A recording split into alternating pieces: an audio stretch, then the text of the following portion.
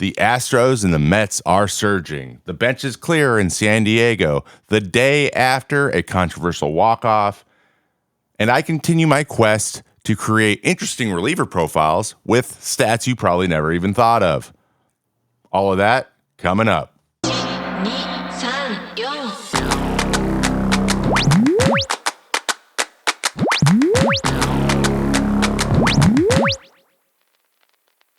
Welcome back to the podcast. We're back after a little bit of a hiatus with some, I think, great subjects to get into, things that I've been doing a lot of research on, and now I'm ready to share it. But first things first, some housekeeping like usual. Guys, if you don't already do it, please make sure you subscribe to my YouTube channel. That is Trevor May Baseball. I've been doing a live show every Monday morning called Mayday Monday. It starts at 8 a.m. Pacific time and goes till about 10:30, 11. It was supposed to go till 10, but I'm having so much fun doing it that I'm pretty much extending every single time, and the hours have been changing. So we get in there. I usually have a main subject or a main story that we're going to go into in the middle, but for the most part, it's pretty viewer driven. I try to answer as many questions as possible for you guys, and that goes in tandem with the Discord channel. If you like to talk about baseball, you want to ask me questions or just participate in all the conversations happening from anywhere, all the corners of the baseball world, my Discord channel is discord.gg/Trevor May, or the link is in the show notes as well. And I am going to be doing my newsletter once again, which is going to give you updates on everything that I am releasing. And we'll have some special blog posts and breakdowns and things that are only going to be in the newsletter. I'm thinking about doing some how I would pitch this guy, or doing really detailed scouting reports on hitters that are doing really well or doing really poorly, or pitchers that are doing really well, and go from there. So that'll have some great stuff too. And you can sign up with for that on my website, IamTrevorMay.com. All of the links to all this stuff is always on IamTrevorMay.com. I don't know why I ever say this, but so check that out for me, please. And yeah, I'm having a really good time, man. I'm having a freaking blast. People keep asking me, hey, do you miss the grind? Do you miss the? It's hilarious being asked, do you miss the grind? No, I don't miss the grind. The grind sucked. I think everyone playing right now would like the grind to be less grindy and a little bit more fun most of the time. That'd be great. It'd be awesome to have your body feel just a little bit better. But I do miss baseball, and I miss competing at a high level in something, and just knowing that I have this skill that I've worked on.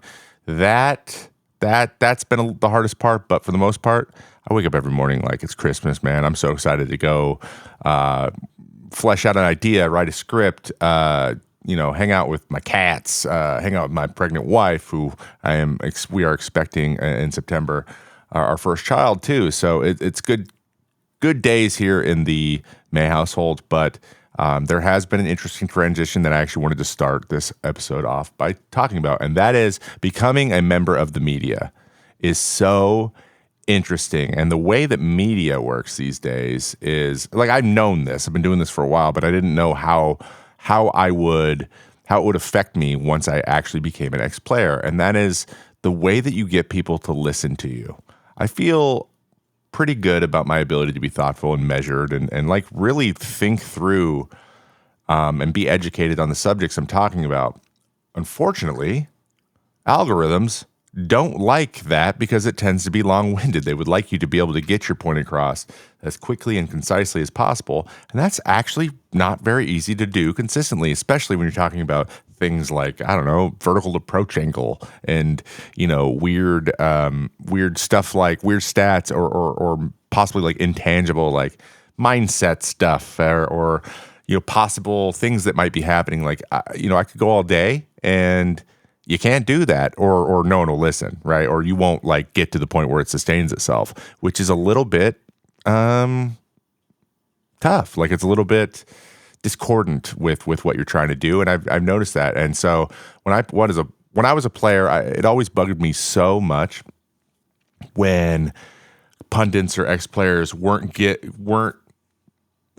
talking about possible contexts in which what they're saying could be not the case. It's just kind of, this is probably what's happening and that's it.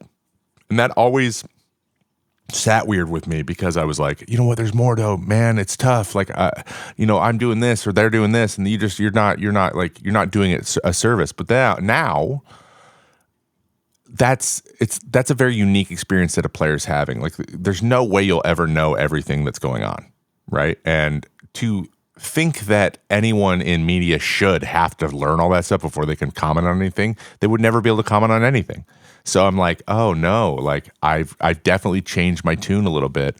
And my goal is always to be, if I'm critical or if I'm saying something that's out of pocket that's just not true, I want a player to be able to be like, hey bro, that wasn't true. I welcome that. I would love to have opportunities to admit I'm wrong or know or get additional context so that I can actually tell an accurate story, because that's all I really want to do. Like, I want people to have an accurate understanding of what it's like to be a player, because not a lot of people get to be one, first of all. And, it also, I think, enriches the fan experience when you can connect with your favorite players as people as well as athletes. I think that adds to it, doesn't take away from it.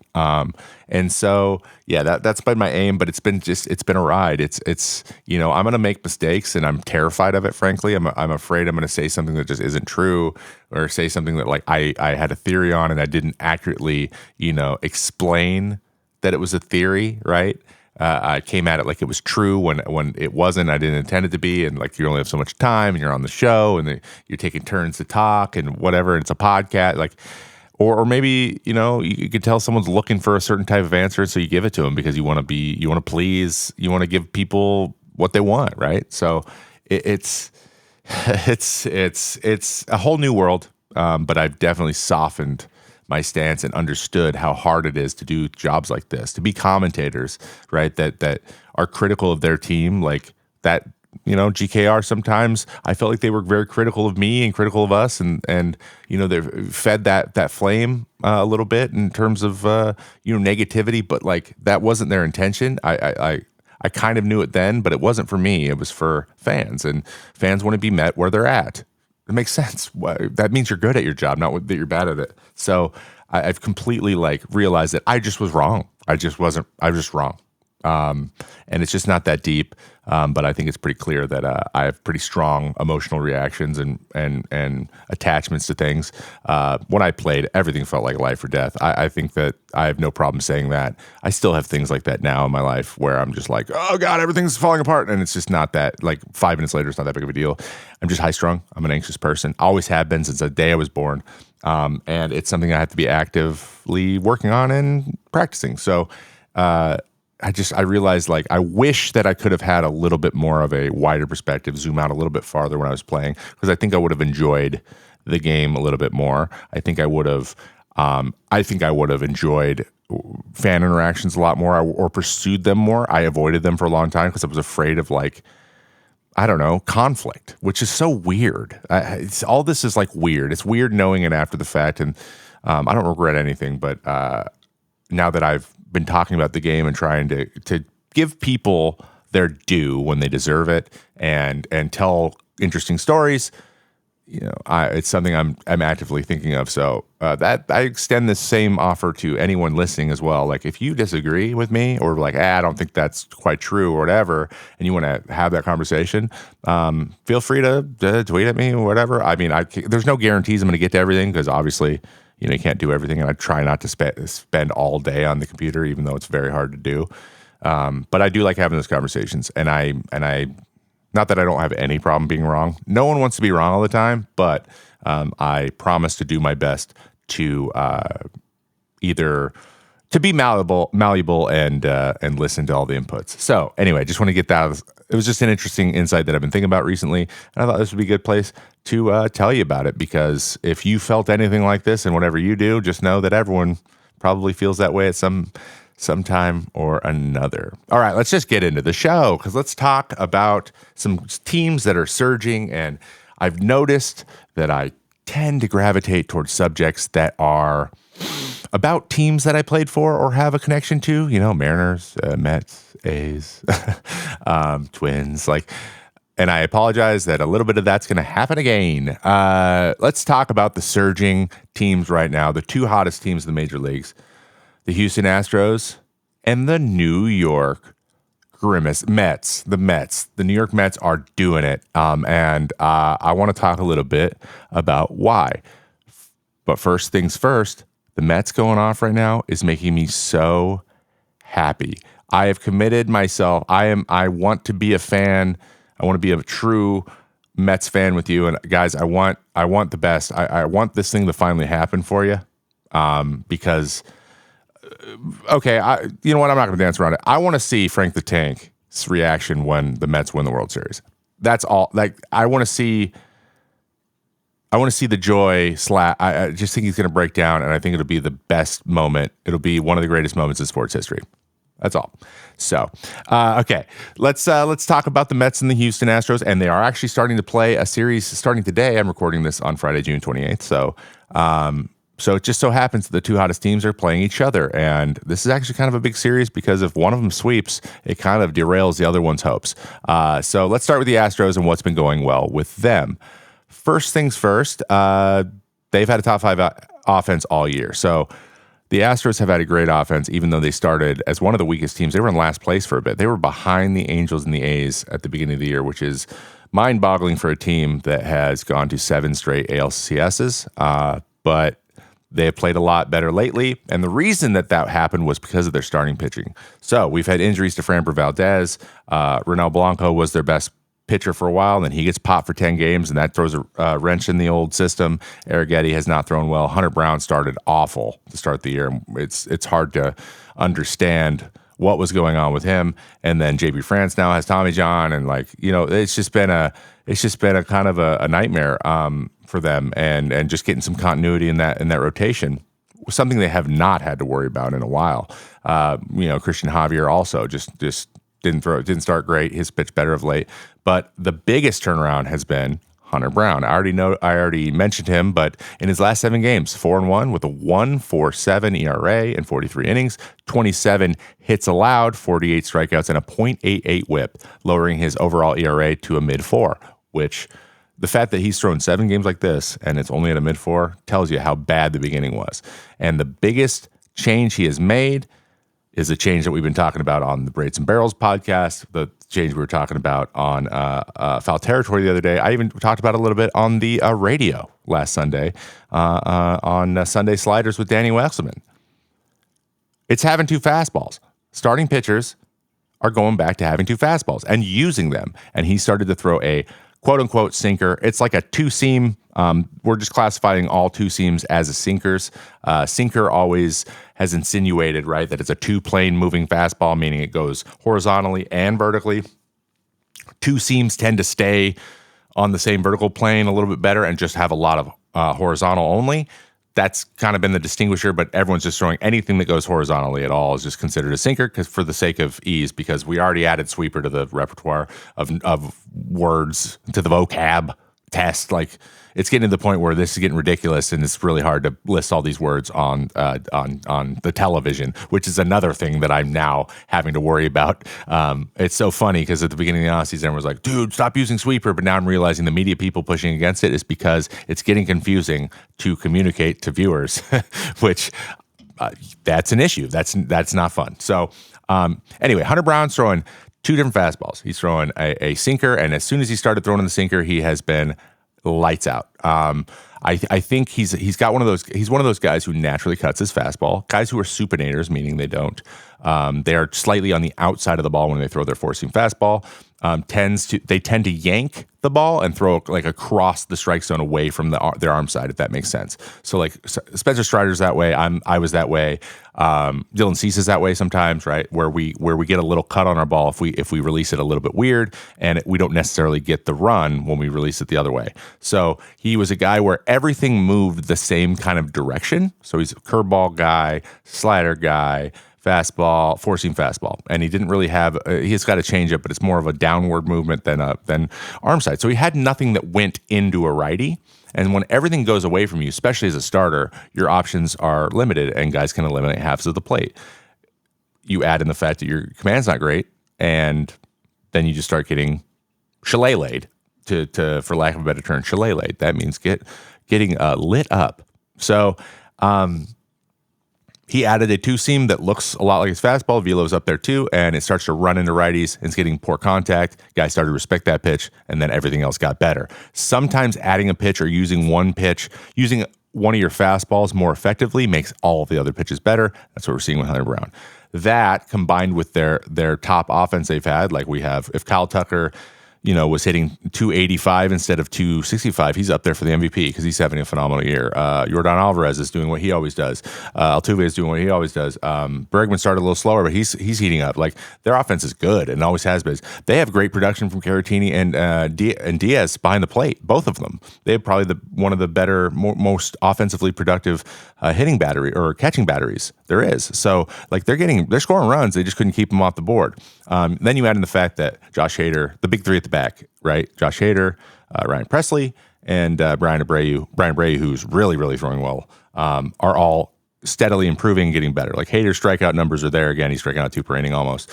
Presley, his numbers are down, and they still are, I think, even swing and miss and everything. But the trend is going on. He's on the up and up. And he had to transition from being a closer to being an 8th inning guy again. So there's certain mindset things that happen, and he had been doing that for a long time, and I don't blame him for having a little bit of regression. He's also 35 now, 36 now. So, like, it's not like he's not getting younger. He'll tell you that.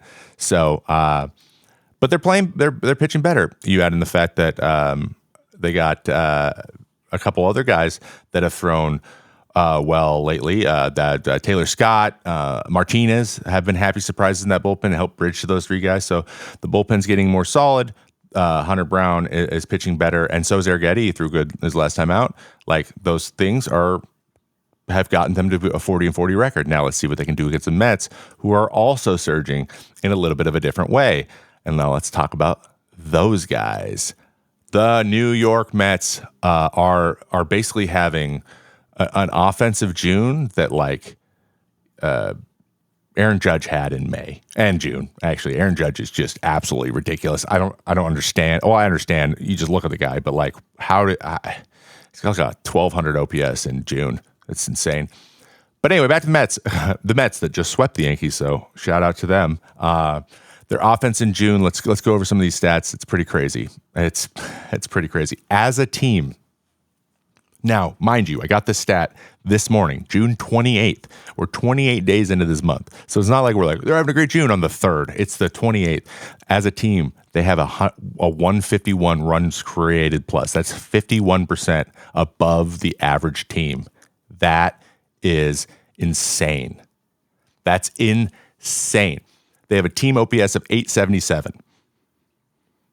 There is no one on the Chicago White Sox with an 877 OPS. Not a single person. The whole team's hitting 290 for 28 days. The walk rate has gone up to 8.7%, which is about league average, but, like, they were below that before. And the K rate's 18.8%, which is below league average. Well below league average, actually. That's like 4% below. So they're not striking out as much. The walk rate has come up, and they're hitting the ball hard as hell. Their ISO's 225. They're hitting the ball hard as hell. And then the WOBA is at 378. So maybe if you don't know much about these numbers, you should just go look a couple of them up, because that is a phenomenal month. Like, if they did that for a year, they'd be the greatest offense in history. But they're like the 2019 Yankees. But that'll get you some wins in offense with offense in June. Their pitching, though, has not been any better or worse than it has been. It's pretty much the same. The bullpen has cleaned it up a little bit, not a ton, a little bit. Edwin Diaz going down for 10 games, not ideal. He had thrown 3 good innings since he came back, so I hope they get past that a little bit, because that's a little bit of a smudge on this month. But you can expect Adam Ottavino to have a better second half, especially peripherally. Otto's a good friend of mine. I've talked to him twice on the radio or on content on a podcast on the radio last week. So yes, there's a little bias here, but his peripheral stats are all very, very good, even better than they were last year. So there will be some improvement in the positive direction as he is missing bats, getting soft contact. It's just about when these things are happening. So hopefully he continues to improve. Diekman continues to do well, and Drew Smith can get some big outs too. And they might need to add a bullpen guy, but the starting pitching's been all right. Severino has thrown well. Manaea's thrown fairly well. Quintana has thrown pretty well. So if they get Senga back, they could be off to the races. I just would be excited about watching them continue to hit the ball, because that has been their problem. So let's talk about who is hitting the ball the hardest. Who are the biggest producers right now and for the month? We talk a lot about JD Martinez, what he's done. We talk about Francisco Lindor all the time. Mark Vientos is having a phenomenal year with a 900 plus OPS. He's top 5 in the league in OPS right now. But the number one hitter, the number one producer right now for the Mets in the month of June, Brandon Nimmo. Brandon Nimmo hitting 309. He's got a 173 runs created plus, which is real good, right? The BABIP's 370, so that'll probably come down a little bit, but for the most part, that's a pretty good indicator. 953 OPS in the month, so he's getting on base, he's hitting the ball hard, and then go down the list. JD Martinez, 169 runs created plus. Francisco Lindor, 156, 155 out of Vientos. 147 out of Harrison Bader and Pete Alonso. So everyone has picked it up a little bit. The lowest average there is Pete, and it's 260 for the month, but he's walking at a clip of 13.4%. So basically, the guys that are doing the things that they were projected to do, that they do well. Pete walks well, he hits the ball hard. Francisco puts together good at bats and also produces runs. He's an RBI guy. He's clutch. They're doing that. They're doing it right now, and so they're just a couple pitchers away. I think they're maybe a starter and a bullpen guy. They went from, we were speculating whether or not Pete Alonso was gone and what he could bring to, who are the big guys and how can we go get them? Like, how can we get a guy like a strong bullpen guy? How can we get like a Tanner Scott, a Kopech, I think they could add like Amy Garcia, or like maybe even, maybe we bring back, who else is there? There's a bunch of guys. There's a lot of guys out there that are throwing real well. Chad Green wants to come back to New York, I'm sure. Like he's got a 1.6 this year. So add a bullpen guy that has some proven experience in the back end, just to bolster the bullpen, not have to come on and be the closer, just help in fireman type situations. And then Senga comes back and is healthy and is good. You can't really expect a ton from him, but he could be the difference maker. And then maybe they just grab a starting pitcher. Maybe they can go grab, I don't know, Fetty or someone else to just help shore it up without having to go get the big guy, because I know that's not what they want to do, regardless if they're in it or not. Like Stearns is trying to be patient and build this thing so it can be sustainable success into the future. But if you can sneak in and you can make something happen in this postseason with just a couple savvy moves, then I think they should do it. Unfortunately, though, there might be like 20 buyers all trying to make savvy moves, things that might be considered lateral but fit more into their style right now. Let's see what happens. But I'm high on the Mets. I'm watching these games tonight because I want the Mets to beat the Astros. And I want them to continue their winning ways. So it's going to be a lot of fun to watch. And I hope we got a lot of people out there that are at least excited to see how these stories kind of play out. Next up, the bench is clear in San Diego. Jurickson Profar is at the center again of, I don't want to call it controversy, just some energy. It's an energy moment. And he is...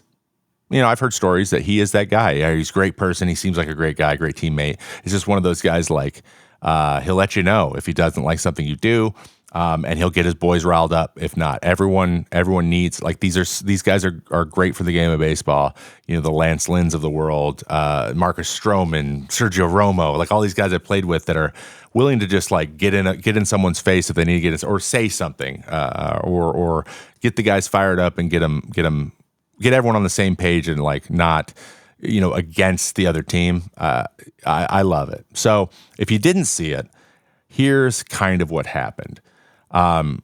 There's a situation, I believe it's second and third with no out, or with one out maybe, and Luis Arias is up, in the ninth inning and the game's tied. So they don't want to give up, obviously, a walkout to Louis Arias. He's back-to-back batting champion in each league, so maybe he's not the guy you want up in that situation. So they intentionally walk him and get to Jurickson Profar. Jurickson Profar, who's having a phenomenal year, batting second for that team on a $1 million contract, probably an all-star. And so he took a little bit of exception to that fact. Now, it's funny, if you ask him, he's like, well, obviously, that's the right, it's Louis Arias. Like, he can just dunk one anywhere. He makes better contact than I do. He makes better contact than everyone.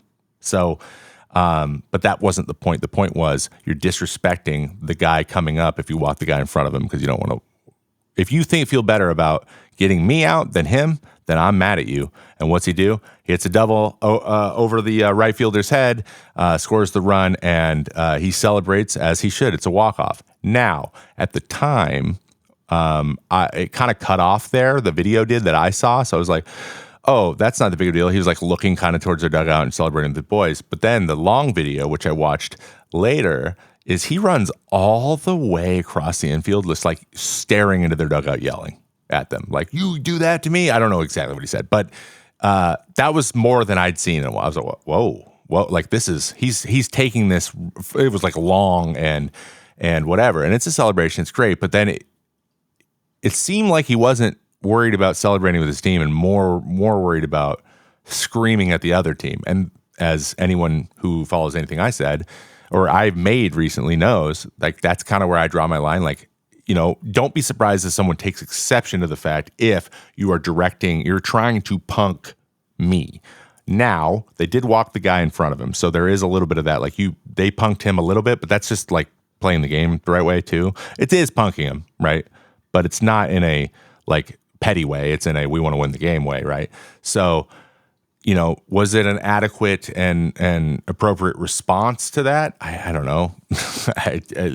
Honestly, I would have been like, what the hell, dude? Like, what is this? Relax, man. I would have been like, all right, we get it. Like, and, by all intents and purposes, the Nationals did not take kindly to that. And so the next day there was possibly because there was a lot of jawing and some tension the night before on the walk-off that Jurickson or that both teams were warned before the game, like, hey, don't hit anybody or you're going to get tossed.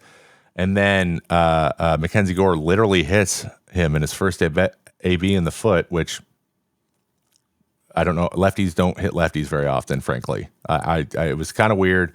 It was probably on purpose. It was on purpose. We know that by now because David Martinez had some comments after. We'll get into in a moment. But they hit him, and then no one gets thrown out, which is literally the point of the warnings. So I don't really know how that even happens. Like, why warn people if you're not going to throw them out when the warning is then ignored? I'm not even advocating for like the actual event itself. I'm just like, you just gave a warning and then you didn't do it. That's so confusing. It's just like what's the point of doing the warning too? You're just hoping that they listen to you. So that was weird. But then later in that game, what does Jurickson Profar do? He hits a grand slam. And he enjoyed himself on that one. So, it comes down to this, like, is this going to continue? So we had years ago, we had the Texas and, Toronto thing with Joey Bats and everybody. And that just went on for like a year, culminating in the Odor, haymaker, squaring into the face, and then Beltre holding up Joey B. That just kept going I don't know why they just kept perpetuating it. It was weird. It's like Joey Bats went sliding in hard to second base, but even though he was the one that did the first thing, I don't know. He just kept it going, and it felt like he could have he could have just been like, all right, that's enough. It's done now. He could have done that at any point, but I don't know if he saw it as a slight to his toughness or his manhood or whatever. Like, I don't know what the point was. So are you going to keep perpetuating? Is this going to be something that the Nationals keep going with every time they see him? Is this something Jurickson's never going to forget either? So we'll see if they meet again here in later in the year. I actually don't know if they play in Washington, but it'll be interesting to see if that continues. And that'll give you an idea of like what everyone's intent is. Like, it's not about the thing anymore because no one even remembers what it's about. It's about you. And that's where I start to get like, I'm like, celebrate. But then when it becomes a thing where you're just constantly doing it because it gives you something that has nothing to do with the game, then I'm like, dude, save it. Like, it's just tired. It's tired at that point. But I try to make that distinction and try to have as much patience as possible because I want the game to be fun. And honestly, I'm pissed off at myself for not showing enough emotion when I played because I had a lot. Oh boy, did I have. It was bottled up down deep though. I just shoved it down there and then tried to. It was like wrangling a gremlin. So I wish that I would have given into it. So I do give them that. It is better to let it out than bottle it up. But it's a really interesting situation because like it's kind of turns into pro wrestling a little bit. Like it's kind of like why people who don't watch hockey like kind of like hockey because there's just fights that break out every once in a while. Like people just get mad at each other for no reason. Like where else can you get that? Like umpires like getting screamed at in their face by managers. Like where else can you see that?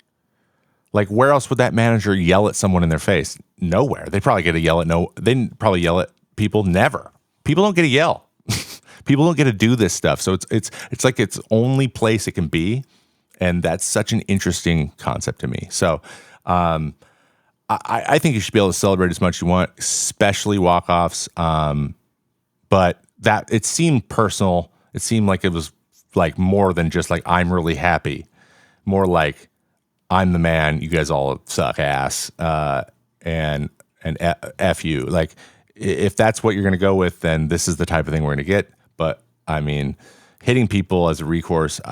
This is a conversation as old as time. What else can you? I don't know what else there is. Like sit down and have like a debate like they're doing in the election. Like I don't know what other recourse there is. Should they like just do, I don't know, rock, paper, scissors, see who wins the argument? Like, I don't know. Let me know in the comments below. There are no comments below. You can let me know in the Discord. It was interesting. And, I don't think anyone was really in the right here. But one thing I know for sure is hitting somebody is probably never the option. So the Nationals, I think, took it a little too far. And then they had the thing with C.J. Abrams, like, running past first base on a single and getting backpicked because he wasn't paying attention, which they very clearly knew that beforehand. Arias gave a little flash of his glove to get the ball from the second baseman. It sounds like something like, hey, he does this. He turns around and doesn't look. So if I see him do it, I'm going to flash the glove. And then they got him out once and they celebrated like they had talked about it before. That was not a good look and probably not great to do on that same day where you're getting beat pretty handily and then you're hitting a guy and then you're getting beat again. So, controversy, baseball, what else is new, right? And now for our final segment, something interesting that I've been looking into lately. Anyone who actually listened to or watched the Foul Territory episode I was on this Wednesday knows we had Griffin Jacks on the show, and I gave him a little 3-question quiz to prove a theory, to flesh out a theory I'm having a little bit. And I'm really interested in, obviously, relief pitching. It's something that I paid the most to in my career. And I'm just always interested in, like, how do we find value in how do we find value in relievers, or how do we determine what role a reliever could do well just from statistics alone? And not just like how hard they throw and how dominant they are, but like what factors are like filterable that might give us an understanding of mindset of like how well they buckle down or don't buckle down in tense situations versus not so tense situations. And we're just so fortunate that Baseball Reference does this extensive breakdown of splits on guys' careers, and it's the most interesting thing ever. And so I have a couple of metrics that I looked at that I'm adding to this thing. This is in the same vein as, inherited runners, bequeathed runners. I don't know if you saw a good teammate, bad teammate, but this is something we pay attention to because inherited runners are big for relievers. If 4 or 5 of your bequeathed runners, the runners that you leave the game with being on base, are scored, your ERA, your year can be seen as something completely different than if someone came in and clutched it up for you. Those are massive. 5 runs is huge for a reliever. So it's something we pay attention to.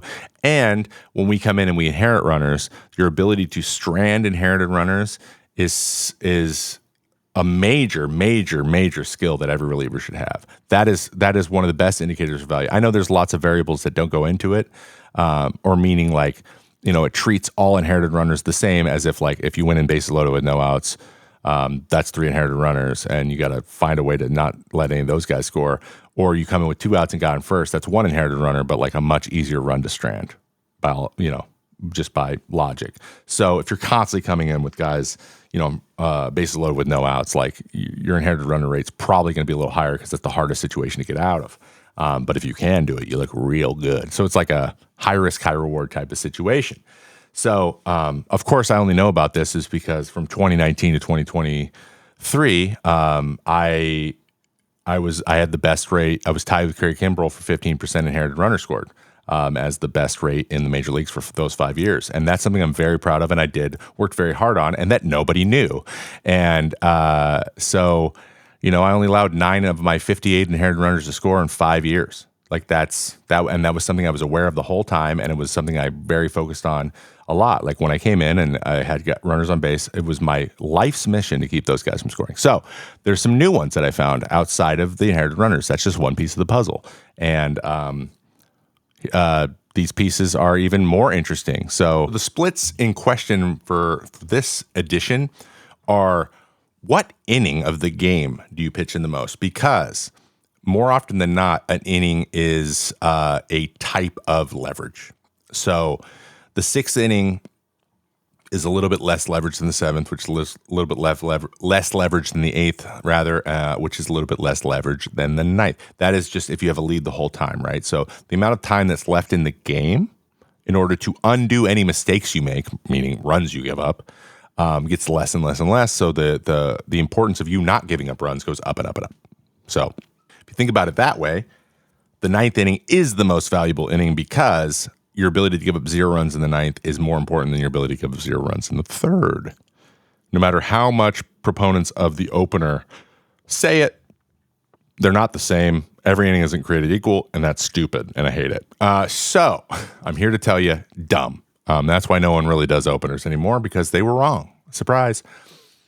So let's talk about the best inning to pitch in, like what performance-wise is your best inning, and then how many days of rest between outings is ideal for you. And this one was wildly interesting. So I'm going to talk a little bit about me, and then we're going to go and break down another player, namely Tanner Scott from the Marlins, because he's very interesting as well too. He's got some pockets where he's incredible, and other times where he's really, really bad in certain situations. And you can start to draw conclusions on why those things are happening from there. And I think that's really important for evaluating a relief pitcher and what they can do, how they can be most valuable. So my best inning for my career was the 9th inning of all innings, which is pretty nuts to me.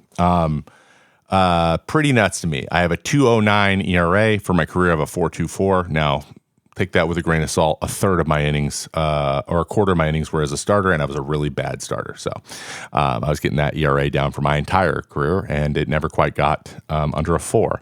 So my best inning was the 9th. I had a 2.09. Just for context, Mariano Rivera's 9th inning ERA was a 2.04. So I'm only 0.05 runs worse than him, if we're only talking about ERA. Actually, my strikeout rate was better too. So all I need to do is play like 10 more years, and I could have been in the Hall of Fame. Those are jokes. That's a joke. Of course, I don't believe that.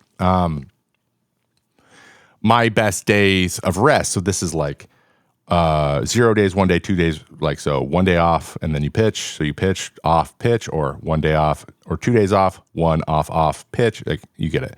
My best statistical situation there was back-to-back. My second day back-to-back, I had a 2.08 for my career, which was like the only one under a 3 or under a 3.4. So every other one was okay. 3 days was bad. I had like a 4.8 with 3 days off. I got rusty at that point. But for some reason, if I pitched and then pitched the next day, that second day was always better. My velo was up. My like guys hit in those outings for my career were 195 against me. So like I was just most tough version of myself in those situations, which is weird. And I don't know what it has to do with that. It's something about adaptability. Everyone kind of adapts to their situations, and then like their body physiology changes, like how their inflammation response changes and stuff. And for whatever reason, I just felt loose. Like I still had endorphins from the night before to go pull in the next day. Now, when I got to day 3, that's when I started to get fatigued. Now, let's talk a little bit about the difference with Tanner Scott. Tanner Scott, 2 days of rest. The more rest he got, the better he got. So like what you would naturally think. So back-to-back was his worst. He had like a 5. He has like a 5 career on the second day in a back-to-back. But every single day rest you get, his ERA goes down by like 0.75 runs. So like the more rest he gets, the better he's going to pitch. That sounds logical. But for me, I'd get stiff and I'd start to like lose mechanics and like not be able to throw the ball where I need to be, and the ball wouldn't flow out of me as well. And I don't know if this has to do with my like hypomobility, meaning I'm a stiff person, and Tanner Scott might be a hypermobile person, the opposite. And so when he pitches, he gets fatigued and his body, like he loses his mechanics when he's tired, and I keep them because I'm staying loose, if that makes sense. So pitching loosened me up and gave me a better opportunity the next day. He's the opposite. That's just a theory. I have no idea if that's true, but it was just striking to see how different we were, how opposite we were in the way that we bounced back after an outing. And if I'm looking at a guy, I'm like, and I see this, I'm like, Trevor May is throwing back to back. I'm good with that. But Tanner Scott, I try to give him a day whenever I can. Like maybe every other day is the best version of him. And this is something pitching coaches know about. It's some conversations I've had before. Jeremy Hefner knew that there was a year I struggled back to back, but for my career, it was really, really good. So as I showed this to people, they're like, "Oh, I'm going to throw you back to back." So I mentally was more prepared to pitch back to back because I knew they knew that I was good in those situations. And it's crazy. It's just like crazy to find this stuff. Tanner Scott, best inning, 8th inning. He's a 3.15 in the 8th and 1.5 in extra. So when he gets in extra innings in the game side, he gets even tougher. And does it have anything to do with guy on second to start? Maybe that's when he buckles down. But it is interesting to see that in extra innings he thrives. Why is that? It's probably mindset. It probably has something to do with how he sees the game and how he prepares and how he's ready to go in the extra innings. There's some people that don't like extra innings. They like the game just to be over, and they struggle with it. Can't name anybody right now, but I know they exist. So the best inning to pitch in, and then days of rest that you operate best in. And this is obviously for guys who have a good amount of sample size and, have pitched a few innings in the past, like have a few years under the belt. It would be the best way to do this. But if I were a pitching coach and I had a guy coming into the organization, these are things I would look at. I would look at, if there's anything glaring here where you're just way better in a certain situation than usual. I also looked up a guy like Ryan Stanek, for example. Ryan Stanek is a good pitcher. He's had a very good career, but it is amazing how much better he is at the 6th inning and earlier than he is at the end of the game. Like, not that he's bad at the end of the game. He's fine. But I would say it's just pretty good. He struggles the most in the 9th inning in save situations. I don't know why. But there might be something there. There might be something to do with pressure. There might be something to do with mindset. There might be something to do with focus. I don't know. But he comes in a fireman role, like in a 6th, 7th inning, he shuts that crap down and always has, and he's good at it. And so maybe that's the best opportunity for him to pitch. Now, unfortunately, if you do that your whole career, you're going to get paid less, which sucks. But it's the major leagues. You want to be good at something, right? So these guys are good pitchers, but it's like when are they the best version of themselves? Can be really seen by looking this stuff up on Baseball Reference. So if you're interested in looking this up on guys, you just go to the Baseball Reference page. You go down in like the little menu right below the bio that says splits, and then you just choose career, and it gives you all this stuff. It's so interesting. Here's some other interesting things about my career that I just wanted to end with that I didn't know until I was putting this together for this episode. And that is leverage situations. So they have something called high leverage, medium leverage, and low leverage, right? Low leverage is obviously like you come in, your garbage time, you're cleaning up a bad loss or bad win. You're not in a hold or save situation. And there's lots of guys that thrive in that. Usually they try to put like starters in that right away when they get moved to the bullpen. My best situation was high leverage. So in a high leverage situation, I had a 2.65 career ERA with a 2.20 batting average against, 6.55 OPS, good for an OPS plus against me out of an 84, which is 16% above average, which is solid. And then low leverage was better, and medium leverage was like not as great, right? I had like a 750 OPS against, which that's like games where like it's like you're up by 4, just outside of that situation, or it's like you're tied in the 5th, right? It's lower situation. Other splits that are interesting with 2 outs and runners in scoring position. So you're either going to get this guy out or you're going to give up those runs. This is my career stats in that situation: 195 batting average against, 75 strikeouts in 51 innings. So I threw 51 innings in that situation, which is kind of crazy to think about. So lots of strikeouts, under 700 OPS. I got tougher in that situation. Additionally, late and close means if it's later in the game, so the last 3 innings and the games are close, 213 batting average against with a 77 weighted OPS plus against me, which is well below 23% below average. So I always thought that I got tougher when my back was against the wall, guys in second and third, 2 outs, got to keep them. So I'm either trading an out. It's either give up the hit or get the guy out. I felt like I did a good job with getting the guy out. One other interesting thing you could do here is go look up like per count. And what was my best count for like batting average against and like giving up hard hit? 3-2. 3-2 of all counts. I have no idea how that's possible because it's literally like 90% fastballs. So like in the count where I was like, here comes a fastball, that was the one I was most successful in. I don't understand how that's better than like 0-2. I was better in 3-2 than I was in 0-2. That's unacceptable. And of course I know that now that I am retired. So so the last interesting one, and obviously this one's going to be these are going to be good stats. Generally, at least in terms of ERA, but in the saves that you convert. So you can look at every time you got a save, what were your aggregate statistics in the saves? Like when you did get the save, how well did you pitch? And in saves, I had an 0.28 ERA. That's pretty good. I gave up 33 hits in 32 innings, but I only allowed a few runs. So it's kind of confusing. Oh, that's a lie. I take all that back. This is lined up a little bit weird. So I had 33 saves, 32 innings, 15 hits allowed. Good for a 11 strikeout per 9, and good for a 170 against batting average. And I only allowed 1 run. Wait, that can't be right. 1 run. That is actually 100% true. I allowed 1 run in 33 saves in my career. That's a mind-boggling statistic. I'm not. How to give it the run? Oh, it was a home run. Okay, so here's the story I'm going to leave you with, which is just my mind's melting right now. I got a 1 1/3 inning save against the White Sox last year, where going into the 9th inning, I gave up a solo homer to Louis Robert Jr. Louis Robert Jr. also was the only guy in my entire career to hit 2 homers off me. Everyone else only hit 1. So I gave up 60 home runs to 59 different hitters. I prided my ability to learn my lesson and not throw that pitch to them again. But it's so funny that the only run I ever gave up in a save situation was the second home run to Louis Robert, and that was the first run I gave up in a game where I got the save.